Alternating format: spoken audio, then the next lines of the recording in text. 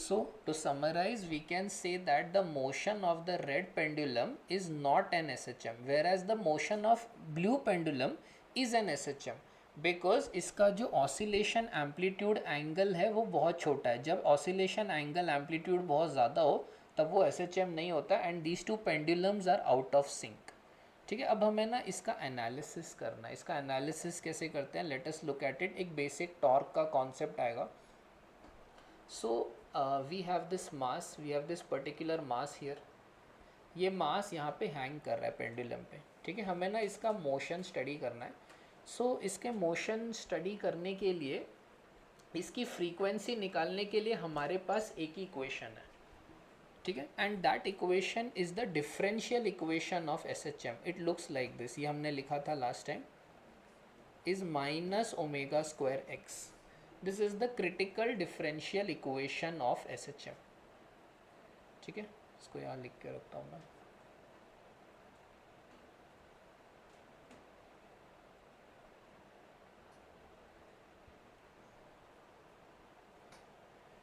That differential equation is d2x upon dt2 is minus omega square x, where omega is the angular frequency. Similar equation ना pendulum में आने वाला है. Now the pendulum is rotating about an axis which is passing through this. This is the axis coming out of the plane. ये मास ऐसे ऐसे ऐसे oscillate कर रहा है about this axis.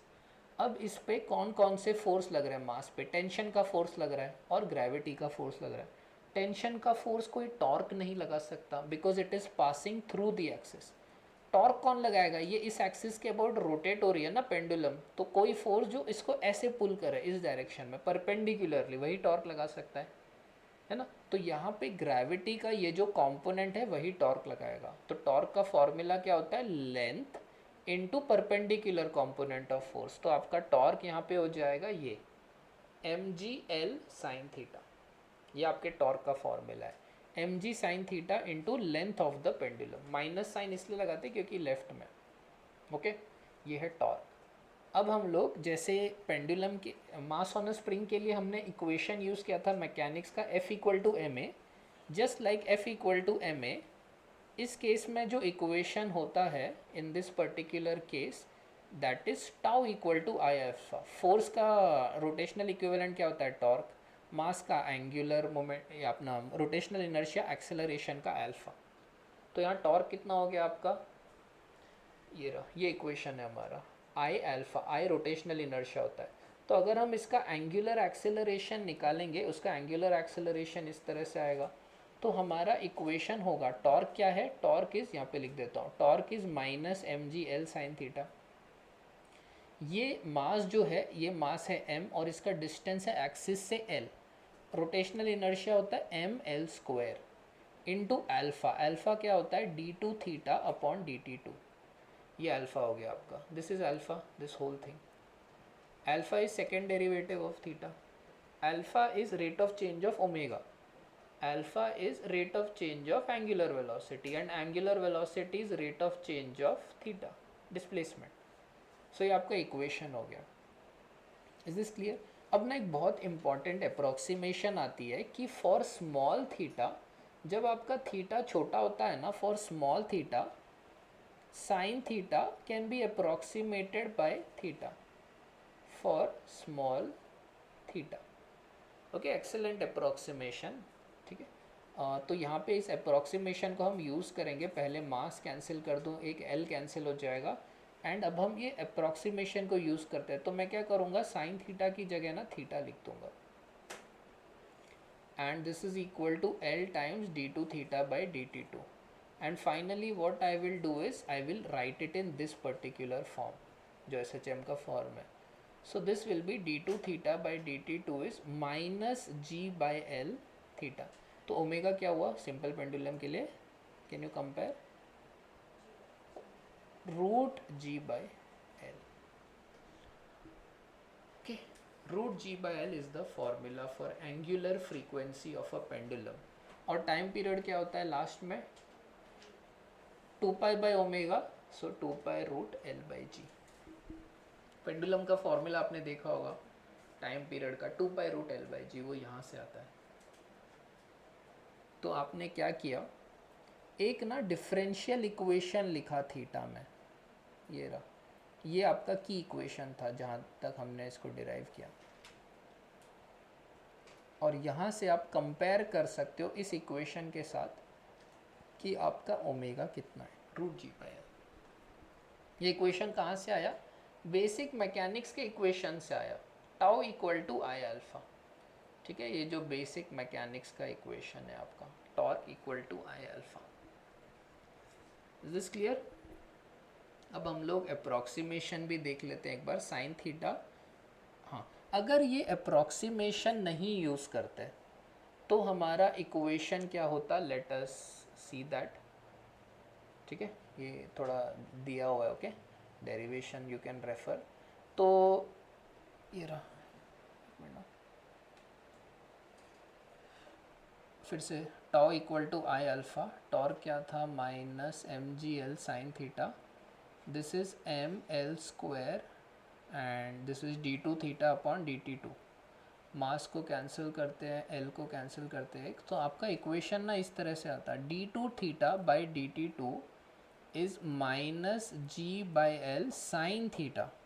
This differential equation is pretty complex, इसको solve करना it's very complex, highly complex differential equation.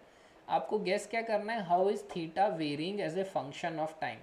अब हमारा यूजुअली सॉल्यूशन क्या आता है, ऐसा रूट, ये अगर आप नॉर्मल डिफरेंशियल इक्वेशन लिखोगे ना, उसका सॉल्यूशन इस तरह से आएगा, A sine omega T, omega is root G by L. ठीक है, ये आपका सॉल्यूशन आता है, इसका नहीं आएगा, ये साइन थीटा की वजह से ना प्रॉब्लम आती है। अगर साइन नहीं होगा, सिर्फ थीटा होगा ना, ये डिफरेंशियल इक्वेशन है, कंपेयर करो इन दोनों को, this is a differential equation now, this so this is only valid when theta is small, as we saw. ये एस एच एम ना फॉर स्मॉल थीटा के लिए होता है, so real pendulum is not an S H M. ये approximation भी हम लोग देख लेते हैं, देखो ये आपका साइन एक्स का ग्राफ है, एक्स एक्सिस पे एक्स है, वाई एक्सिस पे साइन एक्स है। अगर आप इसमें जूम इन करोगे, इसका मतलब एक्स को आप बहुत छोटा करो, एक्स कितना हो गया 0.2। ठीक है, तो when X is 0.1 sine X is also 0.1, when X is 0.2 sine X is 0.2, और अगर जूम करो और बेटर करो, X is 0.01 sine is also 0.01। So दिख रहा है sine X is same as x.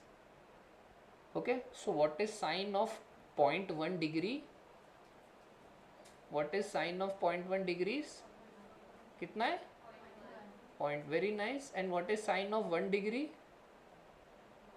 1, sine of 1 degree is 1, sine of 90 degree is 1। This formula only applies when theta is expressed in radians. ठीक है, you can't apply it. तो sine of 1 degree अगर निकालना है आपको, तो पहले इसको रेडियन में कन्वर्ट करो।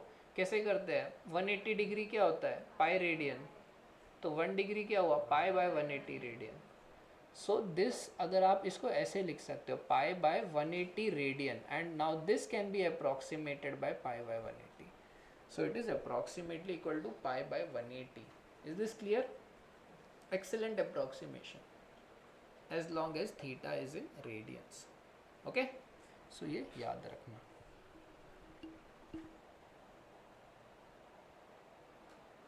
सो या these are S H M. थोड़ा सा, हाँ, तो एस एच एम में टाइम पीरियड का फॉर्मूला क्या आएगा, 2 pi root L by G, 2 pi root L by G is the formula.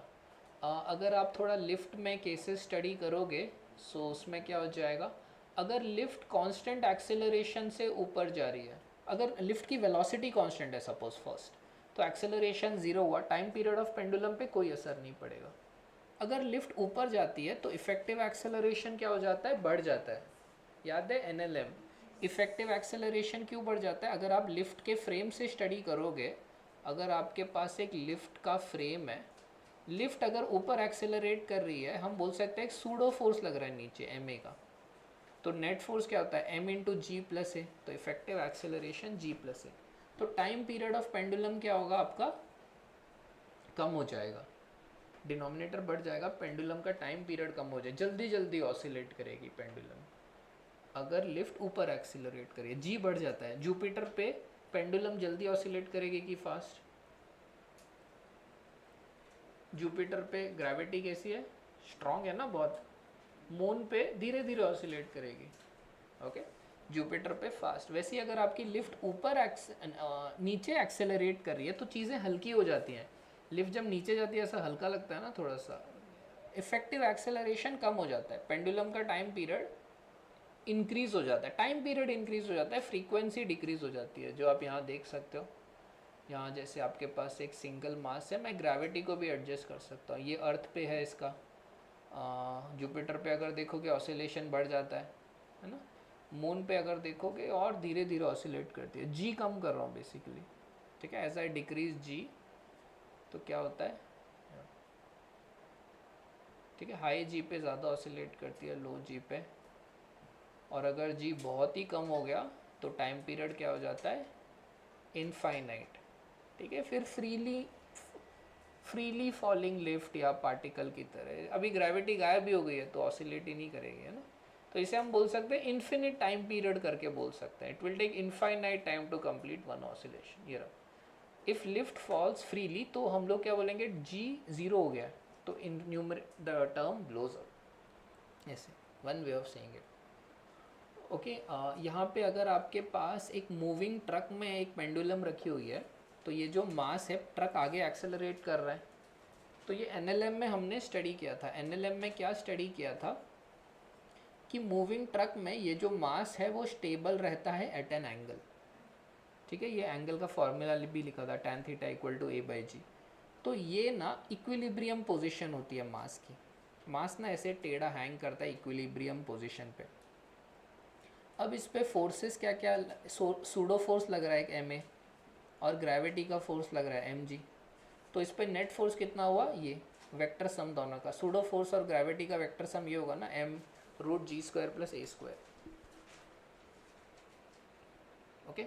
तो ये जो हमारा मास है ना, ये अपनी इक्विलिब्रियम पोजीशन के अबाउट ऑसिलेट करेगा। इसका मतलब अगर आप ट्रक में बैठे हो ना, ट्रक में आपको देखो क्या दिखाई देगा, ट्रक में आपको दिखाई देगा एक मास ना एक टेढ़े एंगल पे है, पेंडुलम ऐसा टेढ़ी दिखाई देगी आपको, थोड़ा इमेजिन करना पड़ेगा, रियल लाइफ सिचुएशन से रिलेटेड नहीं है, थोड़ा सा ना टेढ़ा पेंडुलम होगा लटका हुआ, और ना वो इस एक्सिस के अबाउट ऑसिलेट करेगा, ऐसे आगे पीछे आगे पीछे,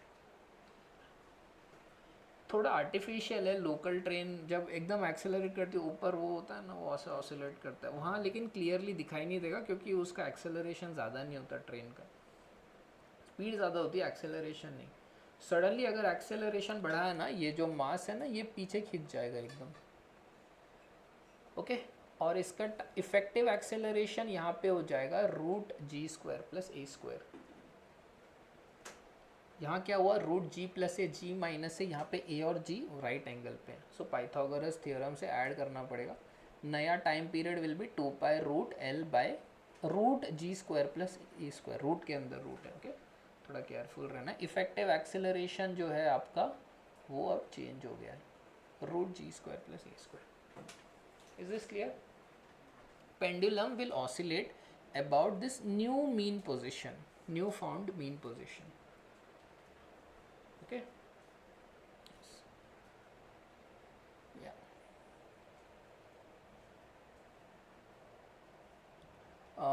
अब SHM ना बहुत सारे सिस्टम्स में हो सकता है, फ्लूइड्स में हो सकता है, पानी में एक बॉल डाली है वो ऊपर नीचे ऑसिलेट करती है, इलेक्ट्रिसिटी में हो सकता है जो अभी हमने नहीं देखा है, ग्रेविटेशनल सिस्टम्स में हो सकता है, तो वो ना हम इलेक्ट्रिसिटी जब पढ़ेंगे ना उसके साथ, और ऑसिलेशन हर फोर्स के चैप्टर में आ सकता है, ग्रेविटी में ऑसिलेशन आएगा, ओके, इलेक्ट्रिसिटी में आएगा, तो ये जो फ्रेमवर्क है ये कई जगह आने वाला है, ये बहुत इंपॉर्टेंट चैप्टर है, जल्दी से कर ले, हाँ जल्दी से सॉल्व कर लो इसे। फर्स्ट क्वेश्चन,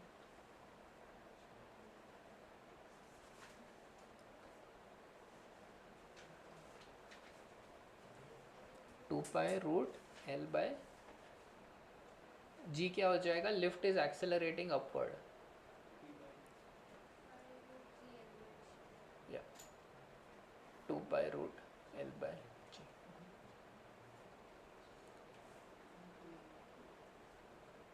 ठीक है। रेशियो, जी का रेशियो लेना है बस, g + g/3 ना, इफेक्टिव एक्सेलरेशन रेशियो लोगे तो sorry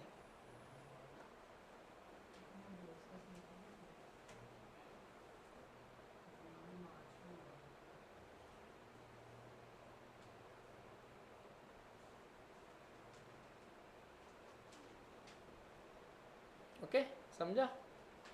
Effective acceleration.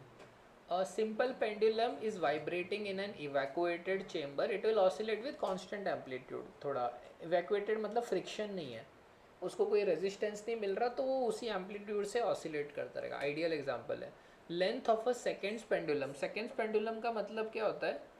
A pendulum which takes 1 seconds to complete one oscillation, नहीं 1 यहाँ से यहाँ तक ना, एक पेंडुलम को अगर जाने में 1 सेकेंड लगता है उसे सेकेंड पेंडुलम बोलते हैं, एक एक्सट्रीम से दूसरे एक्सट्रीम. तो इसका टाइम पीरियड क्या होगा? 2 सेकेंड. टोटल कंप्लीट करने में 1 सेकेंड 1 सेकेंड 2 सेकेंड्स.